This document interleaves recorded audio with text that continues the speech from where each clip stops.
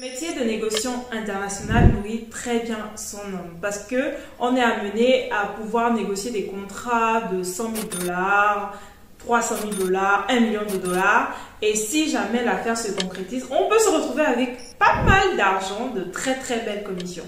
Seulement lorsqu'on est novice, c'est pas toujours facile. Et parfois on est tenté d'abandonner. Mais comment font donc ceux qui réussissent pour générer de telles commissions? Aujourd'hui, je vais vous partager 10 secrets que ceux qui réussissent dans la négoce internationale appliquent. Ça pourrait vous servir, donc restez bien jusqu'à la fin parce que le 9e et le 10e, vous allez voir, sont les plus importants à retenir.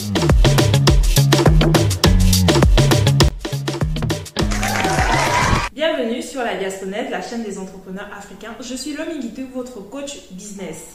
Alors ici, je vous parle de différents sujets en rapport à l'import-export, à la négoce internationale, à l'e-commerce, au business en général. En tout cas, c'est la chaîne de ceux qui veulent investir en Afrique. Donc si vous êtes à la recherche des idées business, si vous recherchez des stratégies à développer pour faire avancer vos business, cette chaîne est faite pour vous. Je vous invite dès maintenant à vous abonner et à activer la petite cloche de notification pour ne rien rater. Et si vous avez un petit temps, n'hésitez pas à faire le tour de la chaîne. Pour les anciens, merci de me suivre et n'oubliez surtout pas de partager pour que la chaîne grandisse. Alors, pour ceux qui ne connaissent pas le métier de négociant, le négociant est l'intermédiaire entre le vendeur et l'acheteur. C'est le facilitateur, c'est lui qui permet de connecter les deux et de défendre les intérêts de part et d'autre à travers un contrat commercial. Donc, nous avons les négociants dans tout ce qui est agro-business, la vente de bananes, de coco, d'acajou, en tout cas de l'alimentaire. Nous avons les négociants,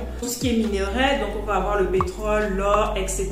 Nous avons également les négociants dans tout ce qui est engins industriels, bateaux de plaisance, etc. Si le business de négoce vous intéresse, premièrement, il vous faut maîtriser l'anglais. Pourquoi? Tout simplement parce que vous faites du commerce à l'international. Les transactions se font entre, par exemple, les fournisseurs qui sont en Afrique et les clients qui sont en Europe, aux États-Unis, à Dubaï, etc. Donc, la langue du business à l'international, c'est l'anglais. Si vous maîtrisez le français, c'est bien, vous pourrez négocier dans la zone francophone, mais ça vous limite. C'est pourquoi je vous invite vraiment à pouvoir travailler votre anglais, à améliorer vos compétences oratoires en anglais pour pouvoir être à même de cibler large, pour pouvoir prospecter autant sur la zone francophone que sur la zone anglophone. C'est très important. Les conseils que je vous donne s'appliquent également pour moi. C'est pour ça, par exemple, moi aujourd'hui, j'ai décidé de booster mon anglais en suivant des séries en anglais, en suivant les informations en anglais, en essayant de parler anglais tous les jours pour que justement, ça ne me limite pas. Donc, je vous invite à faire de même vous aussi.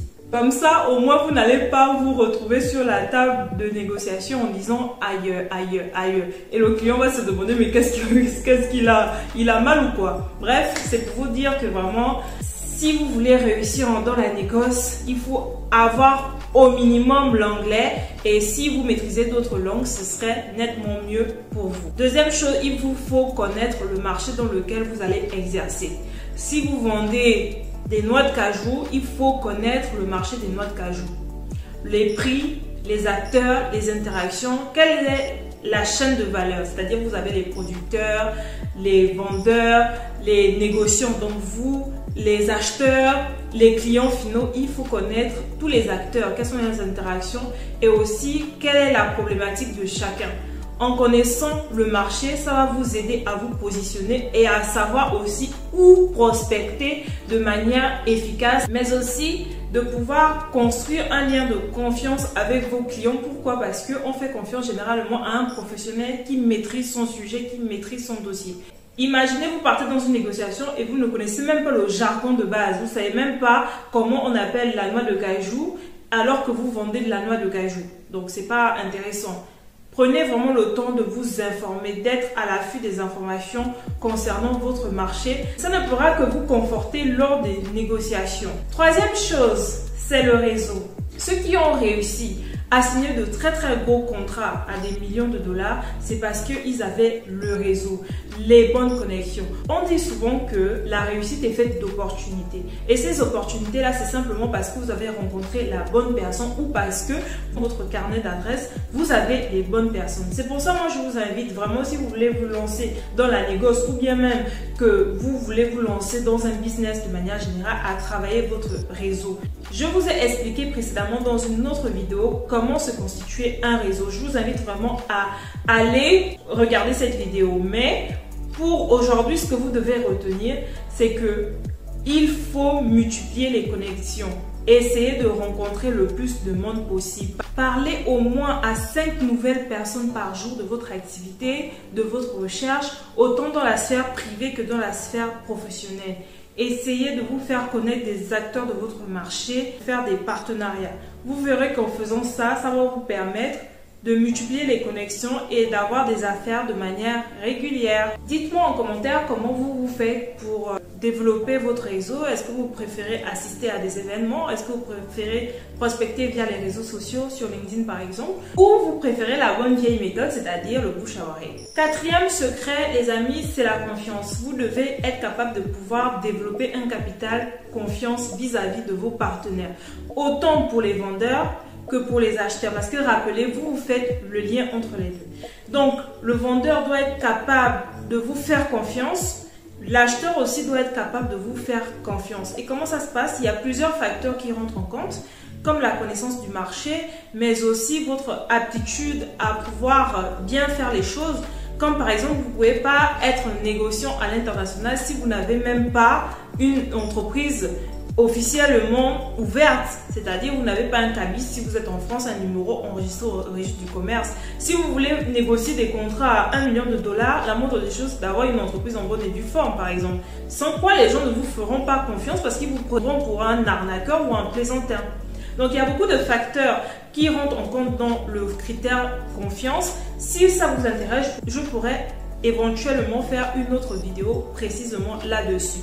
Mais sachez qu'en affaires, tout se base sur la confiance principalement. Les gens vont vous faire confiance si d'abord vous vous montrez digne de confiance. Je vous ai dit qu'il y en avait 10 et que le 9e et le 10e sont les plus importants. Donc restez jusqu'à la fin. En 5e position, ça vraiment c'est à ne pas négliger, c'est la prospection. Beaucoup malheureusement de négociants ont du mal à ce niveau, tout simplement parce qu'ils manquent de courage. Ok, ils préfèrent la facilité, ils ont des préjugés. Laissez-moi vous dire que les amis, ça c'est vraiment une expérience personnelle que j'ai eue. En affaires, il ne faut surtout pas avoir des préjugés. Parce que si vous partez prospecter et vous dire que non, ce client-là, il ne va pas pouvoir signer, ce client-là, je ne le sens pas trop. En affaires, on ne juge pas les gens au faciès. C'est même le client que vous négligez ou le partenaire que vous négligez qui peut vous ouvrir les portes vers un très gros contrat, le contrat de votre vie qui va vous rendre millionnaire.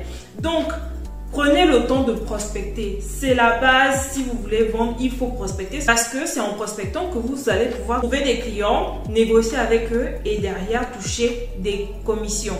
Donc, si vous ne savez pas prospecter ou si vous ne voulez pas prospecter, vous ne ferez pas partie des négociants qui génèrent des milliers de dollars, voire des millions de dollars. Le 6e point, ce sera donc savoir vendre.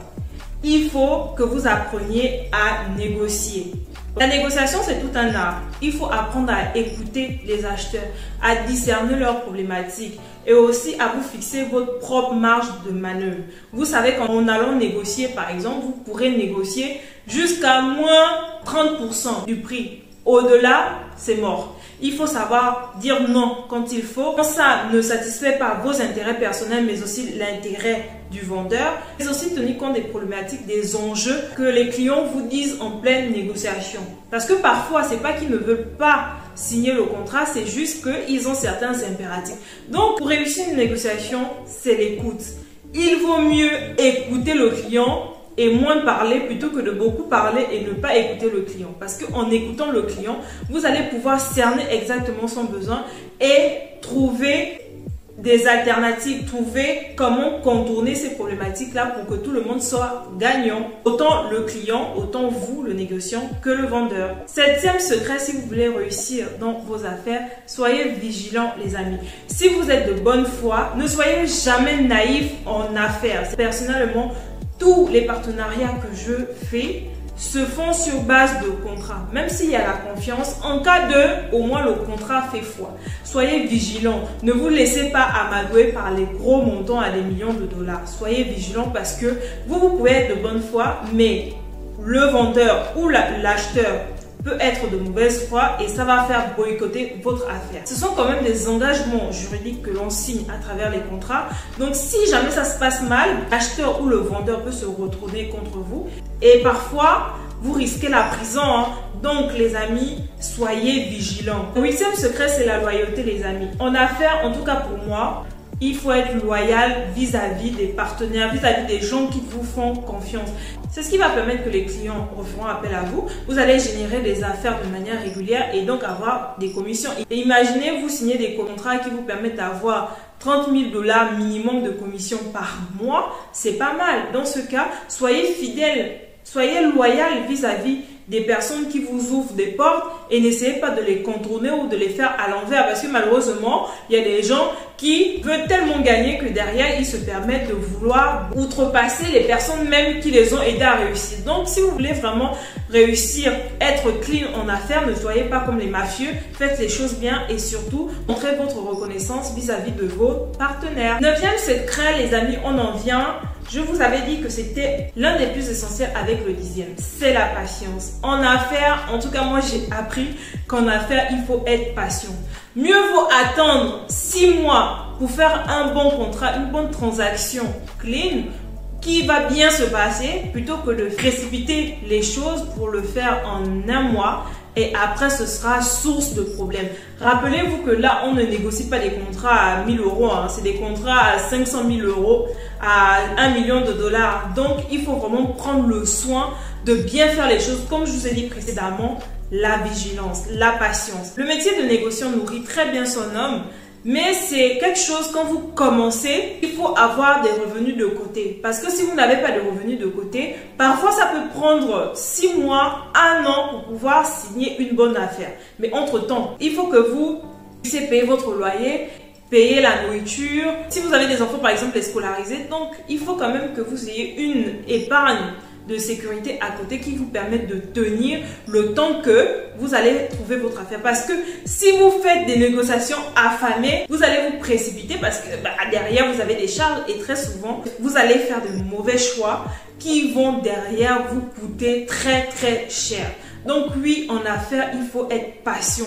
Prenez le temps qu'il faut, mais faites les choses bien. Bravo, vous êtes resté jusqu'à la fin. Accrochez-vous. Le 10e secret, c'est de donner pour recevoir.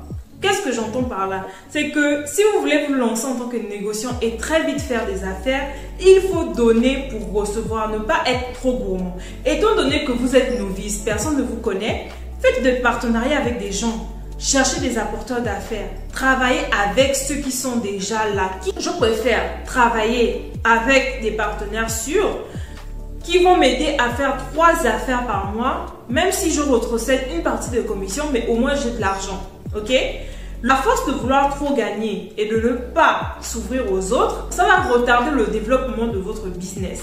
Donc vraiment, si vous êtes novice, essayez de faire des partenariats avec d'autres négociants. Si par exemple vous êtes dans la négoce du pétrole, essayez de faire des partenariats avec ceux qui sont dans la négoce de l'alimentaire, des minerais, des pierres précieuses par exemple, parce que on ne sait jamais, eux ils peuvent avoir des clients qui sont intéressés par le pétrole et vice versa. Ce qui vous permettra de trouver rapidement des affaires et donc faire décoller votre business. Rappelez-vous, seul on va plus vite, mais ensemble on va plus loin.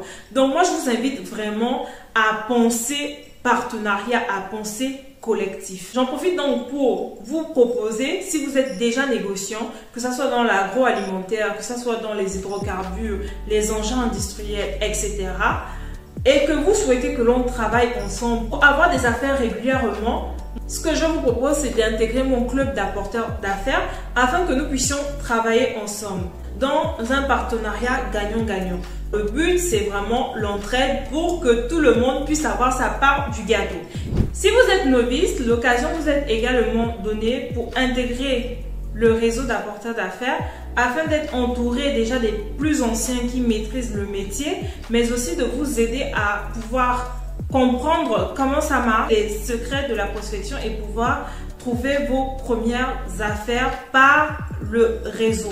Plus nous serons nombreux, plus les connexions sont multipliées et donc plus on a des chances de pouvoir trouver des clients pour nos différentes activités. Qu'est-ce que vous en pensez? Si c'est quelque chose qui vous intéresse, je vous invite à cliquer le lien que je vais mettre en description afin de m'expliquer quelle est votre activité et en fonction de notre discussion, je pourrais vous intégrer dans le club des négociants. J'espère que cette vidéo a été enrichissante pour vous. Si ça a été le cas, je vous invite à liker la vidéo et à surtout partager à toutes les personnes qui souhaitent se lancer en affaires de manière générale et qui sont surtout intéressées par le business de la négoce à l'international. C'était Lominguitou, celle qui vous aide à écrire votre success story à l'africaine. Je vous dis à très bientôt pour une prochaine vidéo.